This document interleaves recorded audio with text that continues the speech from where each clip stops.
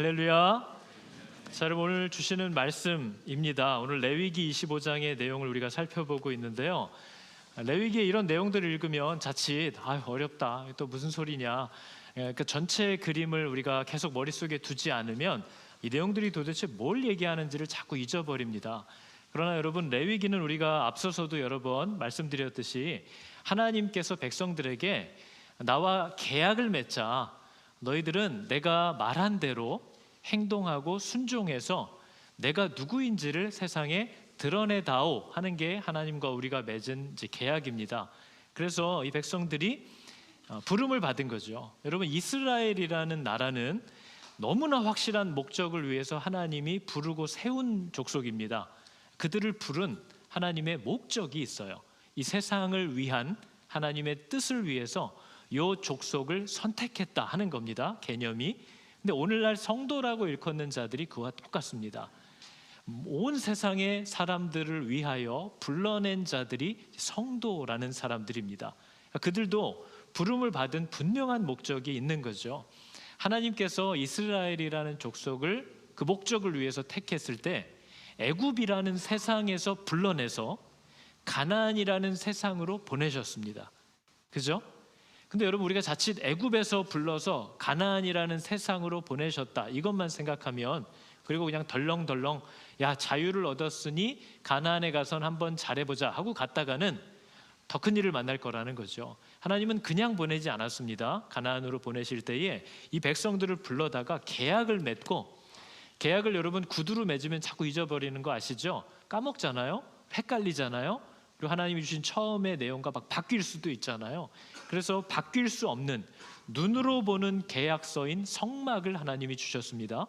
그래서 성막이라는 걸 딱 보면 하나님이 누구구나, 우리는 하나님께 가까이 다가갈 수 없구나.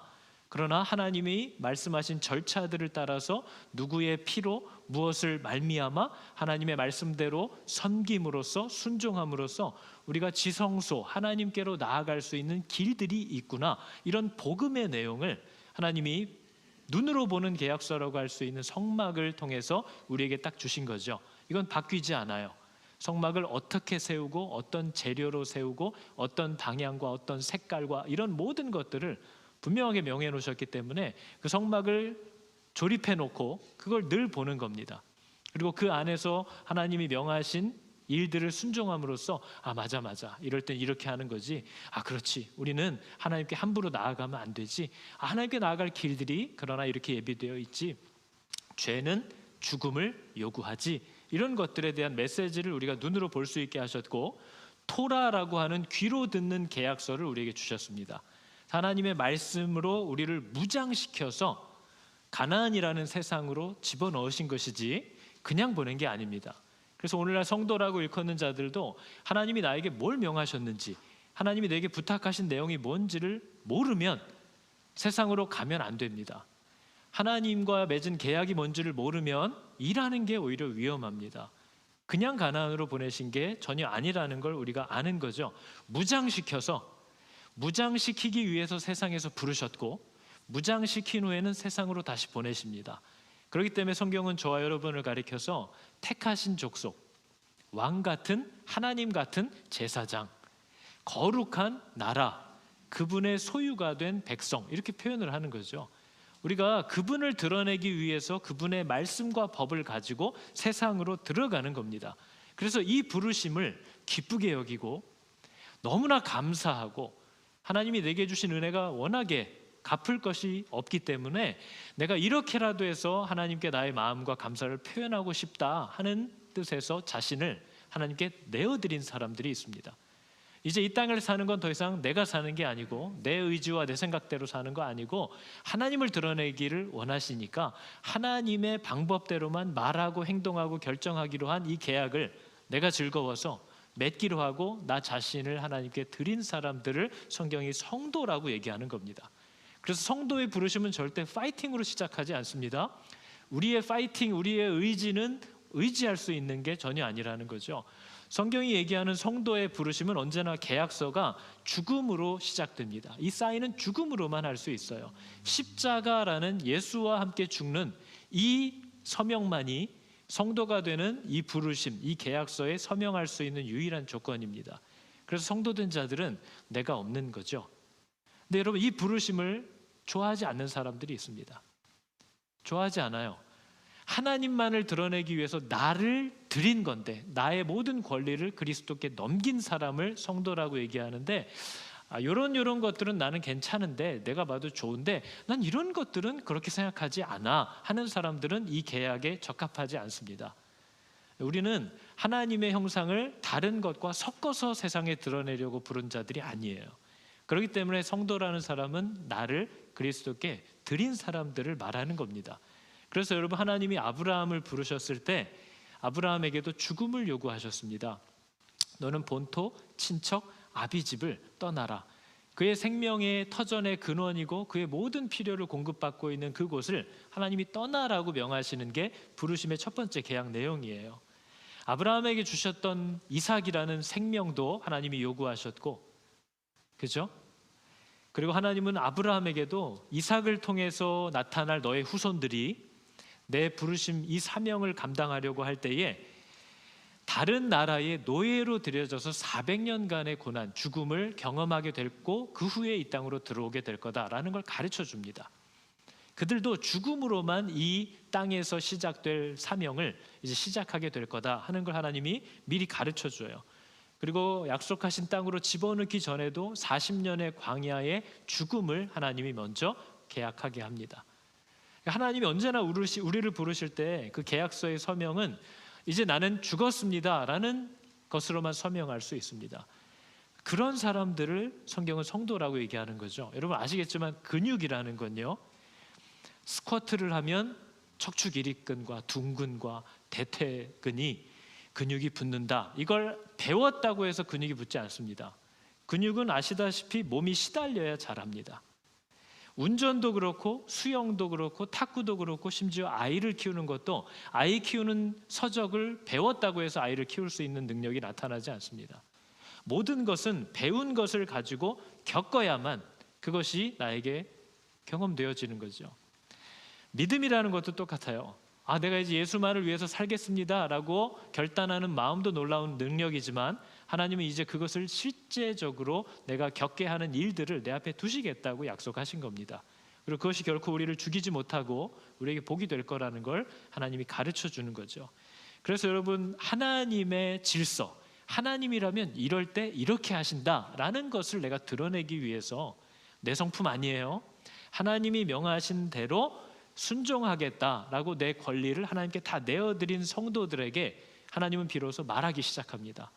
그래서 여러분, 레위기 신명기의 내용이 이 계약을 체결한 백성들을 이제 비로소 불러서 하나님이 말씀하시기 시작하는 거예요. 신명기와 레위기의 이 주제가 뭐예요? 쉐마 이스라엘, 들으라 이스라엘아. 왜요? 이제 계약을 맺었으니까 하나님도 말씀하시겠다는 거예요. 그래서 여러분 아시다시피 성경은, 설교자의 모든 설교는 믿는 자들에게 주는 겁니다. 안 믿는 자들은 이 말씀을 받지 않습니다. 여러분, 믿는 사람들이 이 말씀을 듣고 믿는 사람들이 이 말씀에 믿음으로 반응하기 시작합니다. 그래서 모든 하나님의 말씀은 믿는 자들에게만 주어질 수 있어요. 그렇기 때문에 하나님은 이 목적을 위해서 하나님의 말씀이 선포될 때 그것을 듣는 자들에게 먼저 믿음을 주시는 능력이 있습니다. 왜냐하면 그들이 믿어야만 하나님의 말씀에 반응하기 시작하기 때문에 하나님의 말씀에는 힘이 있고 능력이 있어서 좌우가 날카롭게 정련된 칼과 같아서 이것은 사람의 강팍한 마음을 뼛속까지 찔러서 쪼개는, 그리고 그 사람에게 그리스도를 보지 못하였으나 사랑하게 만드는 그 믿음을, 말씀을 듣는 사람들에게 주시는 능력이 이 가운데 있다라는 걸 성경이 우리에게 가르쳐 줍니다. 여러분 아시잖아요. 믿음은 공부해서 생기지 않아요. 저도 제가 어떻게 이걸 믿게 되었는지를 설명하라고 그러면 설명할 수 없습니다. 그러나 말씀 앞에 섰을 때, 이 믿어지지 않는 말씀들이 내 주변을 계속 맴돌았을 때 나에게 어느 날 그것이 받아들여지고 이것이 정말 눈으로 본 것처럼 이 일이 정말 그렇게 되었구나라는 게 내 마음속에 심겨지는 희한한 일이, 그 능력이 이 말씀을 통해서 일어난다라는 걸 약속한 대로 내가 경험하고 있는 거죠. 그래서 여러분, 말씀은 믿는 자들에게 비로소 임하기 시작합니다. 믿음이 없이 나오는 사람들은 이렇게 말씀을 듣고 가도 하나도 기억나지 않고 하나도 나에게 주신 말씀이라고 마음에 부딪혀지질 않는 거죠.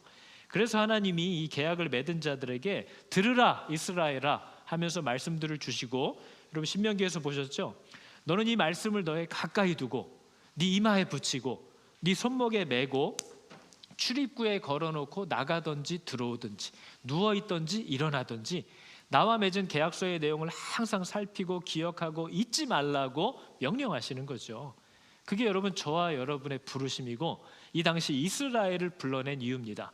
너는 이 말씀을 네 가까이 두고 왕을 뽑을지라도 왕도 이 계약서를 옆에다 두고 주야로 그것을 살피면서 하나님이라면 이럴 때 어떻게 하시겠는지 대로 해라.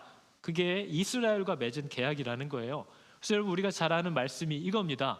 신명기에 보면 우리가 오늘 여기에서는 지금까지는 각기 소견대로 하였거니와 우리 마음대로 살아왔어요. 그러나 너희가 거기에서는 가나안에 가면 그렇게 하지 말지니라. 이게 여러분 성도들이 맺은 약속입니다.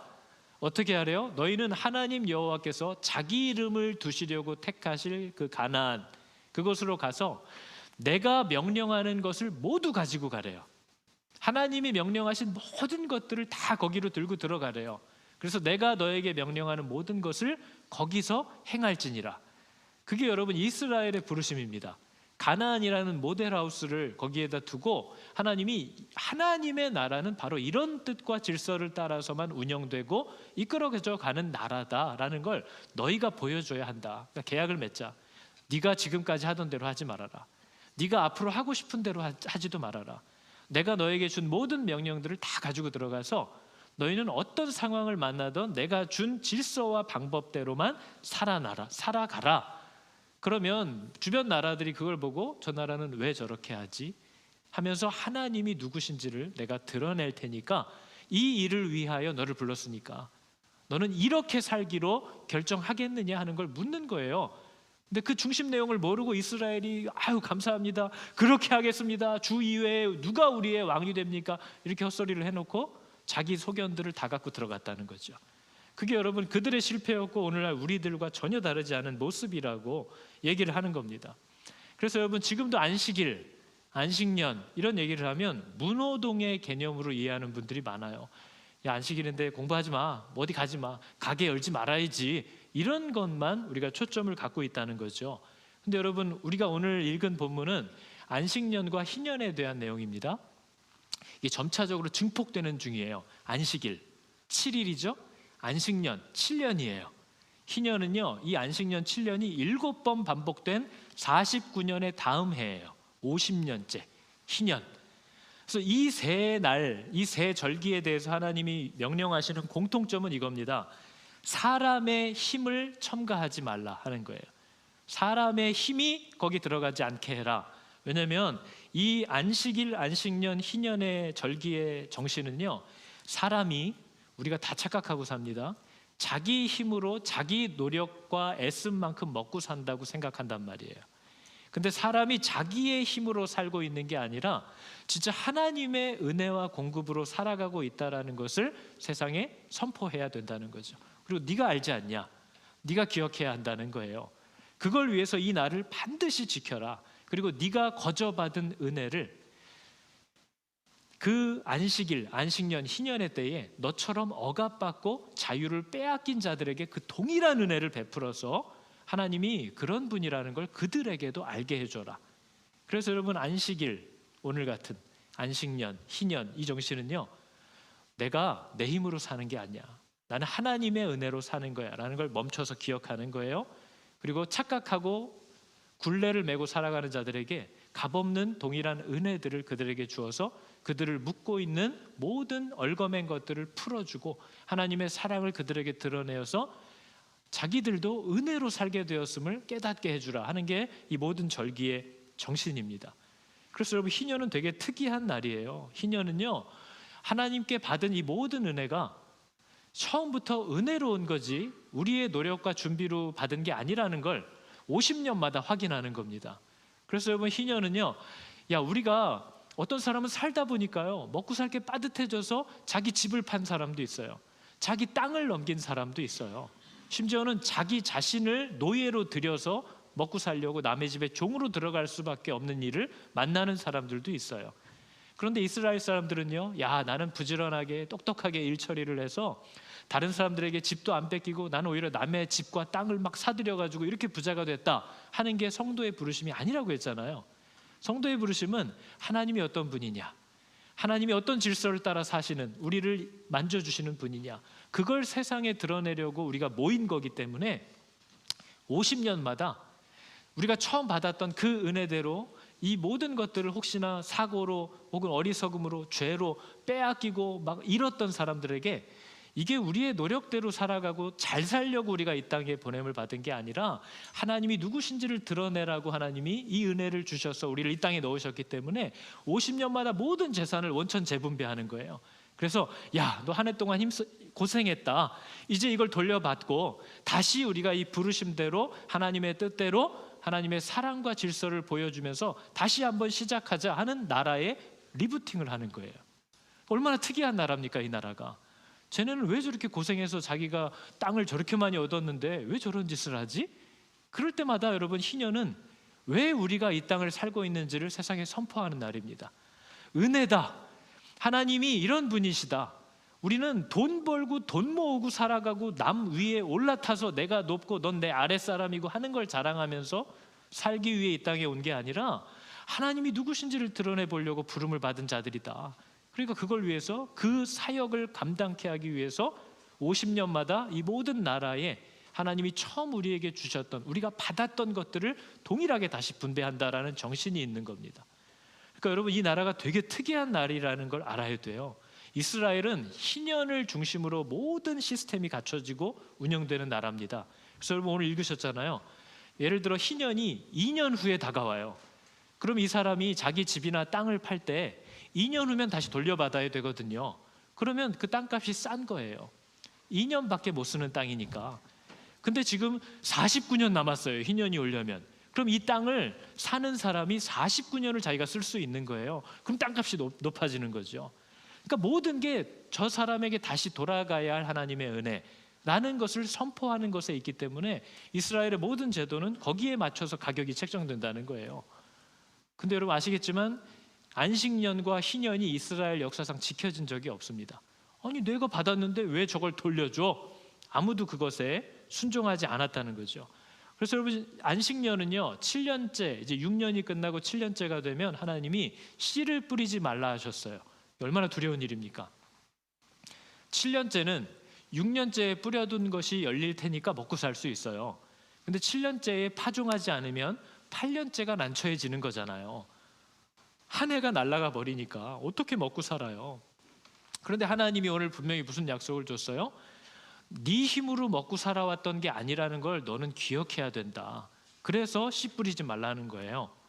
그래서 씨를 안 뿌리면, 네가 씨를 안 뿌려서 열매가 나오지 않았는데도 하나님이 공급해 주신 것으로 충분히 그 한 해를 먹고 살 수 있다라는 걸 내가 약속해 주겠다라는 약속을 주신 거예요.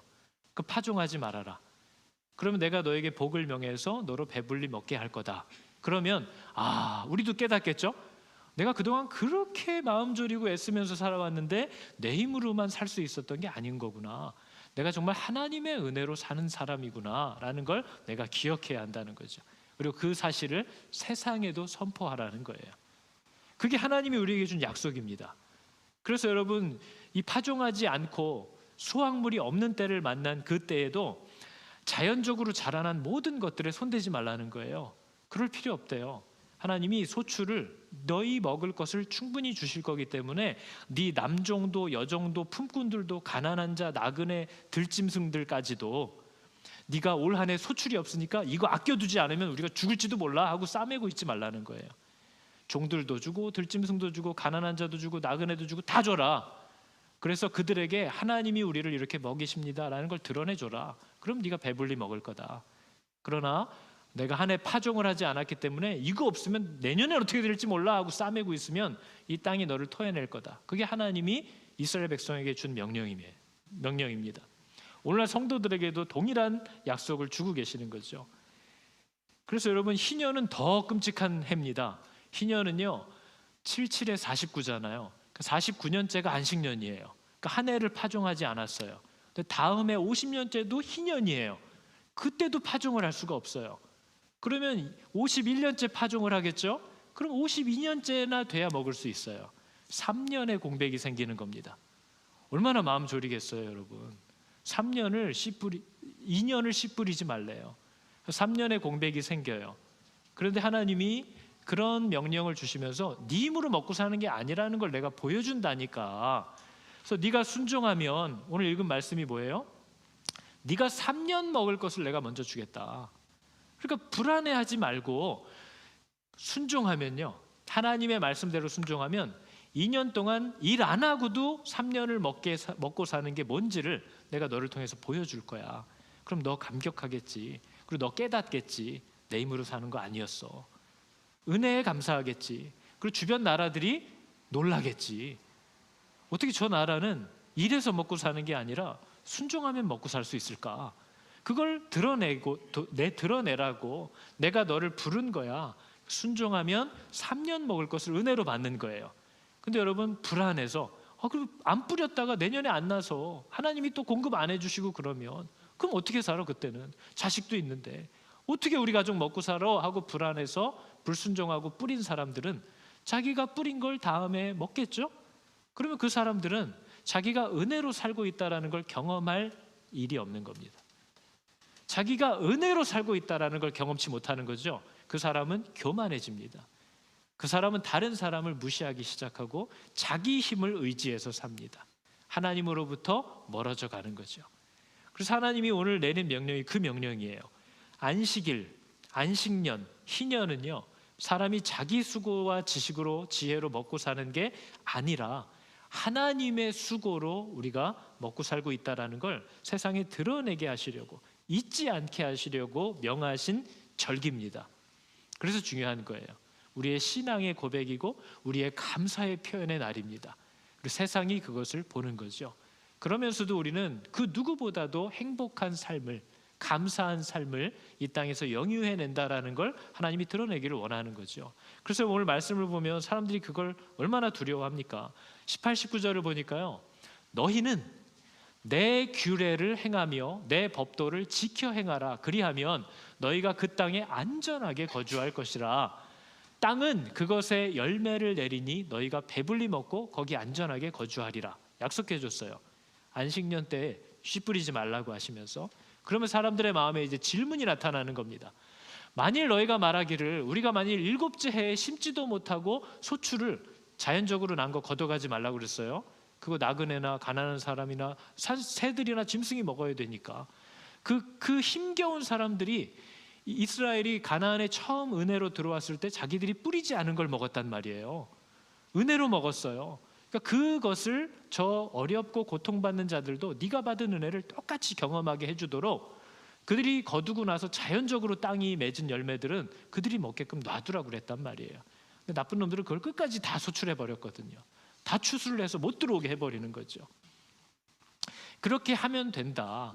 그랬더니 뭐래요? 우리가 7째 심지도 못하고 소출을 거두지도 않으면 우리는 뭘 먹고 삽니까? 이런 얘기를 니네가 할 거라는 거예요. 되게 답답한 거 아닙니까? 하나님이 약속을 줬는데 그러니까 믿어지지가 않는 거죠. 무엇을 우리가 그럼 먹고 삽니까? 하겠으나 뭐래요? 내가 명령하여 6째 해에 내 복을 너희에게 주어 그 소출이 3년 동안 쓰기에 족하게 하리라. 그런데 이스라엘 사람들이 아무도 저걸 순종하지 않았습니다. 믿어지지 않은 거죠. 여러분, 믿어지지 않는 거예요. 아니, 저렇게 해서 살 수 있나? 그리고 내가 왜 하나님의 뜻 말씀대로 굳이 순종을 하고 살아야 되나? 이런 것들이 마음에 부딪혀지니까 아무도 저기에 순종하지 않은 거죠. 그래서 여러분, 바벨론에 포로로 70년을 끌려갈 때 선지자들이 조롱하듯이 얘기한 겁니다. 비로소 이 땅이 안식을 취하게 되었다. 그렇게 하나님이 명령할 때 안식을 취하지 않고 그래서 어떻게 사람이 먹고 사냐고 맨날 일하더니 이제 하나님께 징계를 받아서 나라가 텅텅 비어지고 나니까 이제서야 이 땅이 쉼을 얻게 되었다라고 얘기할 정도로 그들이 하나님을 신뢰하지 않았다는 거죠. 저와 여러분의 모습과 똑같지 않습니까? 그래서 여러분, 하나님은 이스라엘을 부른 목적이 그거였어요. 천국이 어떤 나라인지에 대한 모델하우스를 가나안에 두고 모든 사람들이 그 나라를 보면서 저긴 왜 저렇게 살까? 여러분, 그 나라가 얼마나 특이한 나라냐면요, 노예들도 일주일에 하루를 쉬게 하는 나라예요. 그런 나라 그 시대에 없습니다. 노예는 내 물건이에요. 짐승들도 하루를 쉬어야 돼요. 짐승들도, 여러분 얘기하신 거 알죠? 율법이 얘기한 게 소가 일을 하다가 배가 고파서 이 나다를 집어먹는 게 아깝다고 수확이 줄어드니까 소의 입을 묶어버렸거든요. 이 멍에로 씌워버렸어요. 일만 하게끔. 소의 입에 멍에를 물리지 말라는 거예요. 구유를, 이걸 입을 막지 말라는 거예요. 일하다가 배고프면 먹어야지. 그런 나라가 이스라엘이에요. 짐승의 복지에까지 하나님이 신경을 쓰는 거예요. 그 주변 나라는 참 웃긴다 하겠죠. 7년마다 종들을 다시 자유인으로 풀어주는 나라가 이스라엘이에요. 그냥 풀어주면 안 돼요. 아무것도 안 가지고 내보내버리면 다시 종이 될 거잖아요. 그가 독립할 수 있는 재정을 주어서 보내래요. 멍청한 나라죠, 돈 벌려면. 근데 이 나라는 돈 버는 게 목적으로 부름을 받은 나라가 아니라니까요. 그래서 이스라엘에게는 7년마다 종들을 독립할 수 있도록 배려해서 보내주고 풀어주는 나라가 이스라엘이에요. 갚을 수 없는 빚을 져서 그걸 못 갚아가지고 소명을 감당하지 못하고 빚에 매여서 살고 있으면 희년과 안식년마다 그 부채를 탕감해 주는 나라. 진짜 특이한 나라잖아요. 주변 나라들이 보면서 신기하겠죠. 50년마다 사람들 안에 죄성과 게으름과 악함 이런 것 때문에 자기가 하나님이 누구신지를 드러내고 살라고 하나님이 모든 것들을 공급해 줬는데 그걸 빼앗긴 사람들에게 다시 그 재산과 필요들을 돌려주면서 소명대로 살라고 격려하는 나라. 희년이 선포되는 나라. 희한한 나라잖아요. 고아와 과부와 나그네는 이용해 먹고 내 종으로 삼으면 되는 그 시대에 고아, 과부, 나그네들을 위해서 자신들의 첫 소득과 소득의 10분의 1을 사용하는 나라. 희한한 나라죠. 그러니까 하나님을 드러내라고 하는 거지 돈 벌려고 만든 나라가 아니에요. 필요를 채워주겠다고 하신 나라죠. 하나님 외에는 왕이 없는 나라. 그 나라가 왕이 없어요, 여러분. 가나안이 이스라엘 백성에게 왕이 없어요. 그게 하나님이 드러낸 하나님 나라예요. 오직 하나님이 다스리는 나라. 나중에 왕이 생겼을 때에도 뭐래요? 그래 왕이 필요하면 세워는 줄게. 그 대신 왕은 무조건 내 율법책을 옆에 두고 주야로 그것을 필사하면서 하나님이라면 이 나라를 어떻게 움직여 가시겠는가 하는 대로만 해라. 그러니까 왕이 있던 없던 달라질 게 없는 나라. 왕이 있어도 하나님의 뜻대로 할 것이요, 왕이 없어도 하나님이 다스리실 거니까. 여러분, 이게 바로 교회의 모습이어야 됩니다. 목사나 직분자가 있으나 없으나 별 차이 없어요. 이 교회가 하나님의 말씀대로만 가려고 하는 곳이면 누가 세워져도 상관없어요. 이 사람이 집사가 되든 저 사람이 목사가 되든 저 사람이 장로가 되든 저 사람 되면 안 돼, 저 사람이 되면 돼, 이런 거 필요 없어요. 만약에 모든 사람들이 집사가 되면 집사가 해야 될 일을 하고 장로가 되면 장로가 해야 될 일을 순종하려고 한다면 누가 세워져도 상관없다는 거예요. 이스라엘이 그런 나라예요. 군대가 소용이 없어요. 군대의 많고 적음이 이 나라의 안전을 보장하지 않아요. 이 나라 특이해요. 순종하면 하나님이 지켜주시고 불순종하면 팔려가요. 그래서 여러분, 이스라엘이 광야에서 떠돌 때 주변 나라들이 너무 불안해했습니다. 종잡을 수 없는 나라라. 아니 그냥 유목민들, 노숙자들 같은 애들이 몰려다니는데 무기도 없어요. 근데 자기들은 막 철 방패와 칼을 갖고 있는데도 전쟁만 하면 지는 희한한 나라. 근데 하나님이 지켜주신다고 하는 나라. 그게 이스라엘의 부르심이었고, 오늘날 당신의 이름을 두려고 선택한 땅이 가나안이었고요, 오늘날 신약 성경은 당신의 이름을 두려고 택하신 성도들이라고 얘기합니다. 저와 여러분이 가나안인 거예요. 그래서 저와 여러분의 삶과 가정은 세상에 이 가나안과 같은 하나님의 나라를 드러내라고 우리를 부르신 겁니다. 성도의 가정은 바로 그런 질서대로 움직여져 가야 되는 가정인 거예요. 또 우리는 그걸 다 잃어버렸죠. 가나안에 하나님과 계약을 맺은 백성들을 두고 하나님의 명령대로 살게 하심으로 주변 나라들이 그걸 다 보게 하신 거죠. 근데 이스라엘은 실패했습니다. 믿어지지 않은 거죠. 일하지 말아라. 일 안 하고 어떻게 먹고 살아? 이랬죠. 내가 너를 지켜줄 거야. 순종만 하면 된다. 무슨 말입니까? 군대가 필요하죠. 세상 질서와 원칙대로 하다가 다 망했다는 거예요. 근데 오늘날 성도들도 똑같다는 거예요. 너는 결혼을 통해서 남편과 아내가 이런 것들을 세상에 드러내다오. 근데 여전히 결혼은 그런 게 아니에요. 다른 부부들은 지금 이러고 살고 있는데 우리들은 이게 뭐냐? 그게 그들의 기준이에요. 여러분, 성도들의 가정이 교회예요. 가나안입니다. 여러분들의 연간 계획은 어떻게 짜져 있나요? 여보, 올 한 해 열심히 일해가지고 연말에 우리 유럽으로 여행 가자. 그게 그 성도의 연간 계획이에요. 부르심과 전혀 상관이 없는 거죠. 여보, 우리가 한 20년 애들 키우고 허리띠를 바짝 졸라매서 우리 집 한 칸이라도 마련해보자. 그게 성도의 이 땅을 살아가는 연간 계획이에요. 그들의 부르심과 전혀 상관없는 거죠. 부르심을 쫓아 살다 보면 하나님이 집을 주실 수도 있고 안 주실 수도 있고, 하나님이 건강을 주실 수도 있고 안 주실 수도 있고, 그 목적에 맞게끔 우리를 이끌어 가실 거고, 나는 그걸 위해서 나를 드렸는데, 성도라는 이 교회들, 이 가나안들이 하나님의 법과 질서와 목표대로 자신들의 가정의 계획을 세우고 물질을 사용하고 기회를 쓰면서 운영해 가고 있느냐, 거기에 이 이스라엘은 철저하게 실패했다는 거죠. 우리들도 다르지 않다는 거예요. 하나님의 법대로만 운영하라고 세운 나라가 이스라엘입니다. 그래서 가나안 땅을 준 거예요. 근데 실패했죠. 하나님의 법대로만 운영하는 모습을 보이라고 하나님이 교회를 세운 겁니다. 여러분의 가정을 허락한 거예요. 근데 우리들의 생각대로 운영해 가죠. 주변 교회들, 주변 사람들은 어떻게 하는지 보면서 우리의 기준을 자꾸 잡으려고 그러죠. 그러니까 망하는 거예요. 하나님이 말씀하신 기준대로 하려고 해야 되기 때문에, 여러분, 그래서 교회라고 하는 사람들은요, 내가 누구를 드러내기로 한 거예요? 하나님을 드러내기로 한 거죠. 그럼 하나님의 말씀을 청종해야 돼요. 하나님의 말씀을 들어야 돼요. 여러분, 우리가 읽는 성경은 돌아가신 하나님의 유언을 읽으면서 순종하는 게 아닙니다. 우리가 믿는 하나님은 살아계신 분이에요. 그분이 오늘도 우리를 인도하고 오늘도 쉐마 이스라엘 우리에게 얘기합니다. 그렇기 때문에 여러분, 이 부르심에 서약한 성도라는 사람들이 말씀을 가까이 하지 않으면서 주의 일을 한다라는 건 정말 어불성설이라는 거예요. 말도 안 되는 소리라는 거예요. 하나님의 말씀 앞에 서지 않는 교회는 없어요. 그래서 우리가 지금 망가지기 시작하는 거죠. 사람들을 향하여 하나님이 은혜로 우리들에게 어떤 은혜를 주셨는지를, 그것을 경험해 보지 못한, 혹은 경험할 자격이 없는 자들에게 그것을 베풀어 주고 드러내 주라고 우리를 불렀는데, 우리는 여전히 교회 안에서도 나만 왜 이러고 살아야 돼요? 내가 뭐가 아쉬워서 이러고 살아야 돼요? 이러고 있어요. 자기 부르심을 모르는 거예요. 자기를 드렸잖아요. 하나님을 드러내기 위해서 나를 하나님께 드리기로 했다고. 그 사람들이 성도라는 거예요. 성도가 생각보다 많지 않습니다, 여러분. 자기 자신을 주님의 뜻을 위해서 사용하시도록 기쁘게 내어드리는 사람들이 성경이 말하는 성도예요. 이제 내가 하나님을 드러내야 하기 때문에 하나님을 드러내는데 방해가 되거나 무가치한 일들은 하지 않기로 한 사람들이 성도입니다.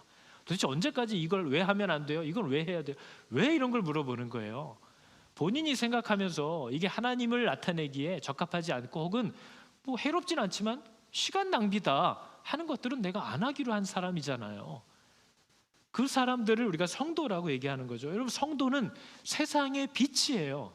세상의 짠맛이에요. 세상의 기준이에요. 그렇기 때문에 우리가 그 모습으로 서 있어야 되는 거예요. 왜 나만 이래야 되냐고요? 정말 답답한 일이죠. 왜 나만 이래야 되냐고요? 내가 기준이라니까요. 내가 0점이라니까요. 그러니까 거기 서 있어야 되는 거예요. 그러니까 그렇게 해야 되는 거예요. 그러니까 그거 하지 않는 거예요. 그걸 내가 원해서 주님이 우리를 빛으로 부르셨으니 부르심 따라서 살기 원해. 거룩한 나라. 노래는 너무 쉽죠. 이 노래 가사입니다. 지금 노래로 하면 너무 쉬워요. 근데 그게 원래 내 부르심이라는 걸 우리가 모른다는 거죠. 여러분, 오늘날 목회자로 하나님의 명령이, 우리를 부르신 뜻이 무엇인지를 바르게 이 말씀의 파수꾼이 되어서 세상 논리로 엉뚱한 이상한 얘기들 하고 사람들 현혹하는 게 아니라, 정말 하나님이 우리를 왜 부르셨고 어떤 계약 내용들을 가지고 어떻게 이 땅을 살아달라고 명령하셨는지, 어떻게 하는 것이 하나님의 마음인지 하는 것들을 바르게 가르치는 일에 자기의 삶을 드리려고 하는 사람들이 지금 이미 없어져 간다는 걸 여러분 아셔야 됩니다. 목사로 자기를 드리려는 사람들이 점점 없어요. 직분자도 마찬가지입니다. 다음 세대들은요, 직분에 관심도 없어요. 지금 세대들 가운데 직분에 욕심을 내는 분이 있다면 직분이 뭔지를 모르기 때문에 그래요. 직분이 얼마나 힘겨운 길인지를 여러분이 아셔야 됩니다. 그걸 보여준 교회가 별로 없나 봐요. 직분이 되면 온갖 굳은 일을 자기가 다 해야 된다는 걸 알아야 됩니다. 그리고 자랑하면 안 돼요. 인정받으려고 하지도 말아요. 명한대로 한 후에 무익한 종이 마땅히 해야 될 일을 했을 뿐입니다 하고 사라지는 거예요. 그걸 모르니까 자꾸 직분에 욕심을 내는 거예요. 그러나 진짜 성경이 말하는 직분을 사모하는 자들은 선한 동기, 열정을 갖고 있는 사람들이라고 성경이 칭찬을 합니다. 진짜 직분의 그 의미를 알고 그걸 사모하는 사람들, 직분이 뭔지를 알면서도 자기를 드리려고 하는 사람들은 복된 사람이라는 거예요. 그런 사람들이 세워져야 한다는 거죠. 근데 자기를 구별해서 드리겠다는 사람들이 점점 없어지는 거죠. 여러분들만 해도 생각해 보세요. 여러분은 이 땅에서 여러분의 삶을 기쁘게 하나님이 원하시는 대로 살기로 내어드릴 마음이 있느냐 고민하는 거죠. 자매들한테는 이거 물어보는 건 딱 한마디만 물어보면 돼요. 목사랑 결혼할 수 있어? 이렇게 물어보면 돼요. 그럼 갑자기 눈빛이 막 사경을 헤매죠. 그게 그렇게 저준가요? 목사랑 결혼하는 게? 왜 목사랑 결혼하는 건 답답할 거라고 생각하나요? 네? 제가 지금 화를 내는 것 같나요? 저는 결혼했어요. 은혜로 결혼했죠. 근데 여러분 그게 왜 나쁘죠? 성도들에게 있어서 정말 사모할 수 있어야 되는 거겠죠. 나 자신을 드릴 때 너무나 좋은 부르심이 될 수도 있죠. 근데 나는 적당히 세상에서 그래도 본인 표현입니다. 숨은 좀 쉬고 세상에서 숨은 좀 쉬고 한 번씩 숨 참고 하나님 일 잠깐 해드리고 그리고 숨 쉬러 또 나가야 되는 거예요. 그 사람은 하나님을 모르는 거예요. 숨은 그리스도 안에서 쉽니다. 그 숨이 하나님 안에 있는 거예요. 거기 세상에 속아서 자기를 드리는 것이 끔찍한 일인 줄로 알게 된 세상을 우리가 사는 거죠. 여러분을 하나님께 드리면 참 자유와 참된 기쁨과 참된 호흡이 거기서 시작된다라는 걸 얘기하는 거예요. 여러분 정말 이 의미에서 여호와만을 의지해서 그분 뜻대로만 살겠다고 한 사람이 아닌 사람을 목사로 세울 수 없듯이 자기 자신을 오직 하나님의 뜻대로만 드리겠다고 결정하지 못하는 자에게 직분은 적합하지 않다는 겁니다. 교회의 교사도 마찬가지입니다. 작은 일이라고 요건 믿음이 적어도 되는 일은 교회엔 없어요. 밥을 퍼주는 사람도 스테반 같은 집사여야 싸움이 안 나는 거예요. 복음이 변질되지 않을 수 있는 거예요. 믿음이 좋으면 교사나 장로 정도 하고 믿음이 좀 덜하면 저 주방에서 일하시고 하는 거 아니에요. 목사 같은 사람이 주방에 들어가야 저기에 하나님 나라가 임하는 거예요. 목사 같은 사람이 주차 관리를 해줘야 거기에 하나님의 능력이 나타나는 거예요. 그걸 오해하고 살아가는 거죠. 여호와를 의지하기로 한 사람이어야 됩니다. 여러분 열왕기하를 보면요 이렇게 돼 있어요. 히스기야가 이스라엘 하나님 여호와를 의지했대요. 또 어떻게 했다는 걸까요 도대체? 히스기야의 전후 유다 많은 왕 중에 히스기야 같은 사람이 없었대요. 하나님을 의지했대요. 저 사람이 의지하는 게 뭐예요? 곧 저가 여호와께 연합하여 떠나지 않고 여호와께서 모세에게 명하신 계명을 지켰다는 게 의지했다는 거예요. 주님만 의지합니다 하는 게 의지가 아니에요. 여러분 나는 주만 의지합니다가 의지하는 거 아니에요. 계명을 지키는 게 의지하는 거예요. 그분의 뜻대로만 하기로 하는 게 의지하는 거예요. 그래서 여러분 잠언 16장에 이렇게 얘기합니다. 삼가 말씀에 주의하는 자는 좋은 것을 얻는데요. 말씀에 주의한다는 게 뭘까요? 삼가서 말씀에 주의한대요. 그게 바로 여호와를 의지하는 자라는 뜻이에요. 삼가 말씀에 주의하는 자는 좋은 걸 얻어요. 복을 얻어요. 여호와를 의지하는 자가 복이 있어요. 저 같은 말 2번 하는 거예요 지금. 여호와를 의지한다는 건 삼가서 말씀에만 주의하는 거예요. 하나님이 주신 계명을 지키는 거예요.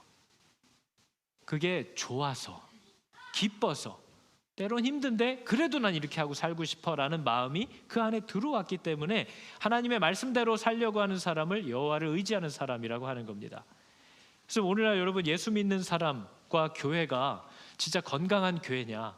여러분 우리 건강한 교회, 좋은 교회를 늘 찾아다니시잖아요. 뭐가 건강한 교회죠? 뭐가 좋은 교회죠?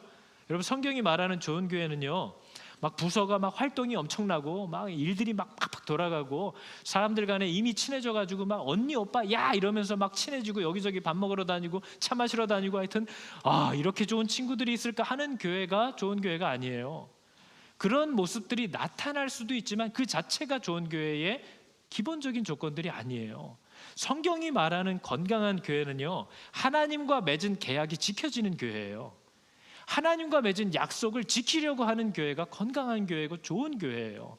하나님이 명령하신 대로 교회의 모든 일들을 계획하고 물질과 시간을 그렇게 쓰려고 하고 성도들을 하나님이 명하신 대로 훈련하려고 하는 것이 좋은 교회예요.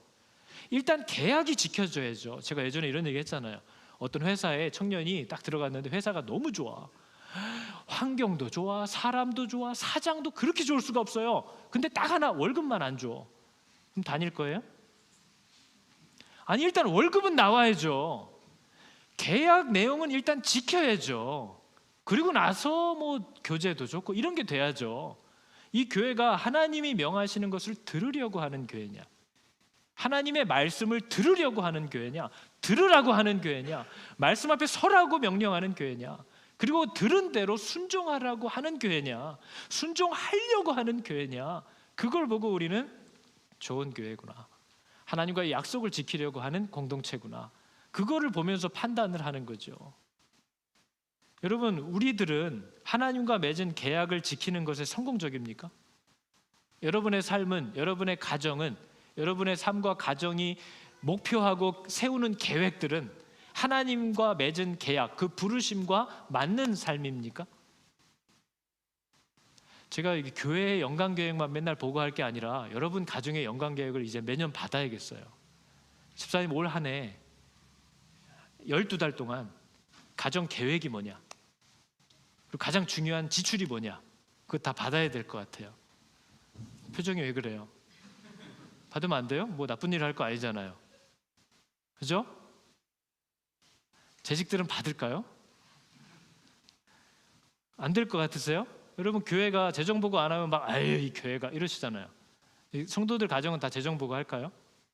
연간 재정 보고. 최필승 선생님 나오셔서 저희 가정은 올해 연수익이 얼마였고 지출이 얼마였고 보다 보니까 손주 선물만 10분의 1을 써버렸습니다. 뭐 이런 회개하고 막 이러는 거죠. 이렇게 내가 내 가정에 주신 하나님의 물질과 부여와 기회들을 어떻게 썼는지를 가정 안에서는 부부들은 리뷰해야죠. 그리고 우리의 부르심이 뭔지를 향해서 가야죠. 싫죠? 저도 교회를 열심히 하겠습니다. 말씀대로 하나님이 원하시는 대로 이것을 해보려고 하는 걸 우리가 교회라고 하는 거죠. 하나님과의 계약이 준수되는 곳, 지켜지려고 하는 것. 그래서 여러분, 우리가 이 길을 앞으로 가야 될 텐데요, 저희가 이걸 기억해야 됩니다. 이렇게 살아야 되는데 이걸 도와주지 않는 사람들이 너무 많지 않습니까? 남편이 안 도와줘, 아내가 안 도와줘, 자식들이 하여튼 받쳐주질 않아. 교회에서도 저 사람 때문에 하여튼 뭐가 안 되고, 한번 모여보려고 그랬더니 저 인간이 또 뭘 해가지고 뭐가 안 되고. 이거는 우리가 신경 쓸 일이 아닙니다. 여러분, C.S. 루이스가 이런 얘기를 했었거든요. 회개는 죄인들이 할 수 있는 게 아니라는 거예요. 회개는 죄인들이 하는 게 아니라 의인들만 할 수 있는 것입니다. 의인들은 갈수록 회개의 제목들이 늘어가고 죄인들은 갈수록 회개할 일들을 발견할 수가 없다는 거죠. 여러분, 죄인들은요, 우리는 저 인간 저게 회개해야 되는데, 저 인간이 회개해야 되는데, 근데 여러분, 그 죄인은 회개할 줄 몰라요. 뭘 회개해야 되는지도 몰라요. 왜 그걸 회개해야 되는지도 몰라요. 회개는 의인이 하는 거예요.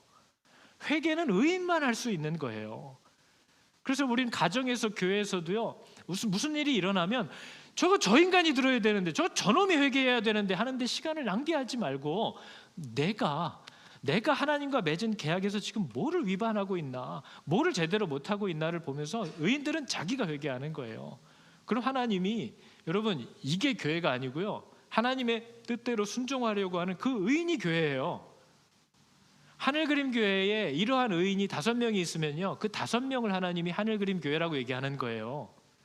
이걸 다 싸잡아서 교회라고 얘기하지 않아요. 그렇기 때문에 여러분, 우리는 숫자에 있지 않아요. 하나님의 일은 의인이 1명이어도 그 사람이 늘 회개하면서 하나님의 뜻대로 순종하려고 하면 하늘그림 교회는 하나님의 뜻을 이룹니다. 그게 성경이 우리에게 약속하는 바예요.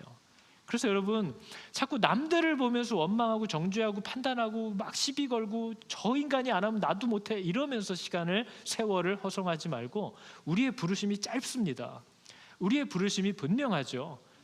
내가 받은 은혜가 뭔지, 내가 누구의 힘과 도움으로 살아가는지를 드러내고 내가 받은 그 은혜를 받을 수 있는 자격이 없는 자들을 위해 주어졌던 그 은혜를 받을 자격이 없는 그 사람들에게 드러내는 이 사역을 위해서 하나님이 나를 부르셨다. 나도 기쁘게 그 계약서에 서명했다라는 걸 기억하면 교회에서 만나는 일들이, 세상에서 만나는 억울한 일들이 그렇게 억울한 일이 아닙니다. 그거 하라고 부름을 받은 거예요. 빛으로, 짠맛으로, 기준으로 그 일에 내 삶을 드리기로 한 거죠. 그래서 여러분, 내가 회개하는 겁니다. 내가 돌이키는 거예요. 그리고 하나님 앞에 온전히 서가려고 하면 하나님이 그 교회들을 통해서 세상을 약속대로 이끌어갑니다. 그분이 그렇게 능력 있는 분입니다. 약속대로 하시는 분인 거죠. 여러분, 우리가 아는 찬양인데요, 주님 다시 오실 때까지 나는 이 길을 가리라 하는 이 찬양 아시잖아요. 여러분, 주님이 다시 오시기 때문에 우리가 희년을 선포하는 거예요. 우리가 안식년 안식일을 선포하면서 자, 여러분, 한 주간 진짜 정신없이 지내오다 보니까 아유, 세상 나만 일하고 나만 고통받고 사는 것 같이 내가 금세 또 착각을 했는데 우리 다 은혜로 살고 있습니다. 여러분, 성경은 돈을 은사라고 얘기하지 능력이라고 얘기하지 않습니다. 여러분 아시죠? 좋은 학교 나와서 부지런히 성실히 일하면 돈을 다 많이 벌 것 같죠? 그렇지 않아요. 근데 사람들은 그렇게 착각을 해요. 자기가 애쓰고 노력하면 다 잘 살 줄 알고 돈이 벌리는 줄 알아요. 여러분, 똑똑하고 죽을 만큼 일하는데도 돈이 안 모이는 사람이 있고요, 그렇게 미련하고 게을러서 눈만 뜨면 밥 먹고 술 먹고나 다니지 아무것도 못하는 사람인데도 태어나 보니까 부자인 사람도 있어요. 돈은요, 은사예요. 그건 하나님이 기회를 따라 주기도 하고 가져가시기도 하는 거지 우리의 애씀을 따라 들어오는 보상이 아닙니다. 그 허무한 것에 마음을 쓰지 말라는 거예요. 너의 필요를 안다. 그 하나님의 약속을 가지고 우리가 이 땅을 살고 있는 거죠. 여러분, 주님이 다시 오실 때까지 우리는 이 길을 가기로 약속한 사람들입니다. 여러분의 무너진 가정을 회복해야 됩니다. 건강한 성도의 가정들이 모여서 건강한 교회가 되는 거죠. 망가진 성도의 교회 가정들이 이렇게 모여봐야 이 교회도 똑같은 망가진 교회가 되는 거예요. 성도들이 건강해져야 교회가 건강한 거죠. 성도들이 약속대로 살려는 사람이어야 그 교회가 건강한 교회가 되는 거죠. 좁은 문, 좁은 길, 나의 죽음을 하나님 앞에 드리면서 이 길을 내가 계속 끝까지 갈 거다. 내 사모하는 주님, 영광의 왕이 오실 때까지 내가 이 부름을 따라서 가기로 한 사람들이 성도들입니다. 여러분, 이 축복을 다 사모하시기를 바랍니다. 찬양해 볼까요? 주님 다시 오실 때까지 이 길을 가리라. 주님 다시 오실 때까지 나는 이 길을 가리라. 좁은 문, 좁은 길, 나의 십자가 지고 나의 십자가 지고 나의 가는 이 길 끝에서 나의 가는 이 길 끝에서 나는 주님을 부리라. 영광의 내 주님 나를 맞아주시. 주님 다시 오실 때까지, 주님 다시 오실 때까지 나는 일어나 달려가리라. 주의 영광 온 땅 덮을 때 나는 일어나 노래하리. 나는 일어나 노래하리. 내 사모하는 주님, 내 사모하는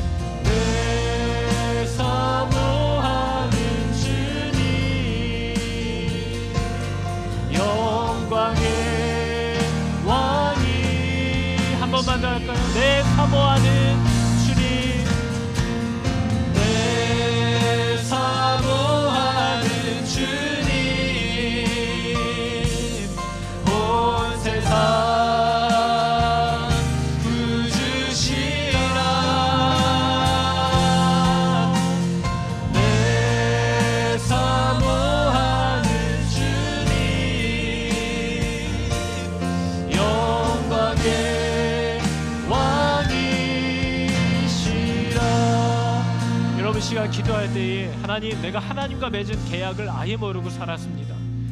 하나님, 내가 하나님과 맺은 계약들을 가끔 들어서 알고는 있는데 아이 뭘 그렇게 살아 하고 계약을 다 어기면서 살아왔음을 하나님 내가 회개합니다. 시간 하나님과 맺은 계약의 내용을 모르셨던 분들은 하나님, 내가 하나님과 이 언약을 맺은 성도가 되기를 원합니다.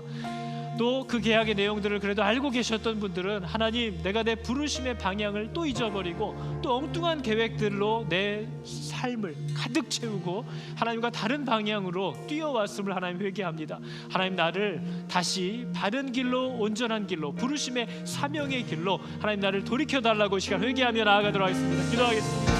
하나님, 내가 이 땅에서 왜 부름을 받았는지를 알지 못하고 살았습니다.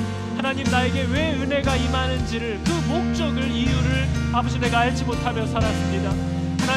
하나님, 내가 뭔가를 잘하면 하나님께 보상을 받는 줄로 착각하고 아버지 그렇게 기복신앙이 되어서 이 땅을 살아왔음을 회개합니다. 하나님, 나는 이미 모든 은혜와 복을 약속받았고 하나님이 부탁하시고 명하신 그러한 삶을, 그러한 방향을, 그러한 목적을 드러내라고 하나님 나를 부르셨는데 아버지, 내가 너무나도 이 부름을 모르고 엉뚱한 길에서 달려가고 있었음을 안타깝게 여기고 가슴 아프게 여깁니다.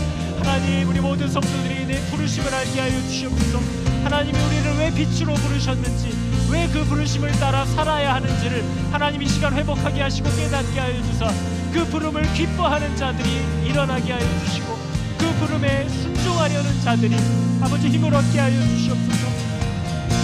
하나님, 주님의 이 부르심과 약속의 귀함을 알아 하나님께 자신을 즐거이 드리려는 자들을 복되게 하여 주시고 그들의 걸음에 평안을 허락하여 주시옵소서. 하나님이 오실 때까지 정말 이 복된 길을 걸어갈 때에 하나님이 우리와 함께 하시며 우리의 길을 앞서가시고 모든 것들을 닦아주시고 예비하시며 우리를 이끌어주시는 나의 선한 아버지심을 하나님 우리로 신뢰하게 하여 주시옵소서. 하나님, 네가 이 땅에서 내가 말한 대로 순종하기만 하면 먹으리라, 배불리 먹고 살아갈 수 있고 안전히 거하리라 하신 약속을 아버지 받고도 믿지 못하여 엉뚱한 길로 갔던 그들처럼 아버지 저도 마찬가지고 저도 다를 것이 아무것도 없습니다. 하나님이 왜 우리에게 복을 주시고 자격 없는 자들에게 일하지도 않은 소출을 먹게 하시는 은혜를 주시면서까지 우리를 붙잡아 주시는 이유가 바로 하나님과 맺은 계약대로 이 땅을 살아달라고 하신 그 부탁임을 하나님 내가 전혀 알지 못하고 살았습니다.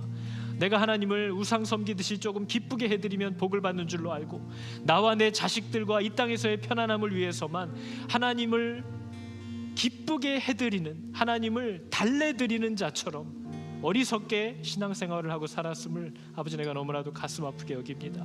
하나님, 내가 한 것이 아무것도 없는데도 하나님의 은혜로 이 땅을 살아가고 있는 줄을 깨닫게 하여 주사 먹고 사는 일에 또 마음이 매여서 세상과 다를 바 없이 묶임을 받아 죽는 것이 두려워 종노릇하는 삶을 살지 않게 하여 주시고 나를 부르시고 나를 공급하시고 내게 복을 주시는 하나님의 목적이 무엇인지를 이제 깨닫게 하여 주사 날마다 하나님 앞에 나아가 묻고 듣고 하나님이 부탁하신 대로 살기를 결단하여서 그 말씀들을 붙잡고 가정으로 세상으로 나아가 그 말씀대로 순종하기 위하여 울고 웃고 때론 넘어지고 때론 괴로워하는 그 복된 성도의 삶을 살아갈 수 있도록 하나님 우리를 새롭게 하여 주시옵소서. 하나님, 이 마지막 때에 일꾼들이 필요합니다. 성도가 필요합니다. 하나님께 자신을 내어드린 겸손한 종들이 필요합니다. 하나님, 세상 때묻고 세상 모든 탐심과 욕심과 자랑과 교만으로 이것들을 탐내는 자들을 주께서 묶어주시고 겸손히 이 빛됨과 아름다움들을 드러내기를 열망하는 선한 자들의 열심이 아버지 하나님 손에 하나님 눈에 뜨일 수 있도록 그들이 다음 세대들을 향한 바른 기준을 드러낼 수 있는 복된 성도들이 될 수 있도록 하나님 이 교회를 지켜주시고 보호하여 주시옵소서. 하나님의 은혜를 아버지 우리의 평생에 기뻐하며 살아가게 하심을 감사드립니다. 오직 주 안에서만 걷게 하여 주시옵소서. 여호와는 내게 복을 주시고 너를 지키시기를 원하며 여호와는 그의 얼굴을 비추사 은혜 베푸시기를 원하며 여호와는 그 얼굴을 너희에게로 향하여 두사 평강 주시기를 원하노라. 아멘.